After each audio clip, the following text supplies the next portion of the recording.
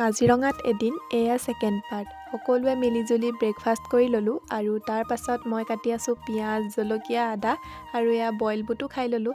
তাৰ পাছত সকলোৱে মিলিজুলি এয়া কমলা গুচালে, ধনিয়া কাটিলে, জলকীয়া কাটিলে আৰু আমাকো এভাগ এভাগ খাবলৈ দিলে আৰু আমিও এয়া ধুনীয়াকৈ কমলা খাই ল'লোঁ।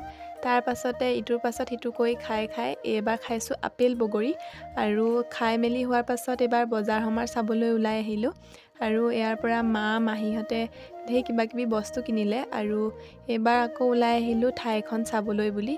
যিহেতু অলপ ওখ পাহাৰীয়া ঠাই, আমি অলপ ওপৰৰ পৰা এতিয়া নামি আহি আছোঁ আৰু তাৰ মাজতে আছে এখন নদী আৰু নদীখন চাবলৈ ইয়াত ঢেৰ মানুহৰ সমাগম ঘটিছে। ঠাইখন চাবলৈ আহিছোঁ যেতিয়া আমিনো কিয় নাচাম, এই বুলি আমিও নদীখন চাবলৈ তললৈ নামি গ'লোঁ আৰু এয়া নদীখন একেবাৰে লাহে লাহে বৈ আছে আৰু ইয়াৰ পাছত আমি ক'লৈ গ'লোঁ চাবলৈ। ইয়াৰ নেক্সট পাৰ্ট চাব, লগতে মোক ছাবস্ক্ৰাইব কৰি দিব।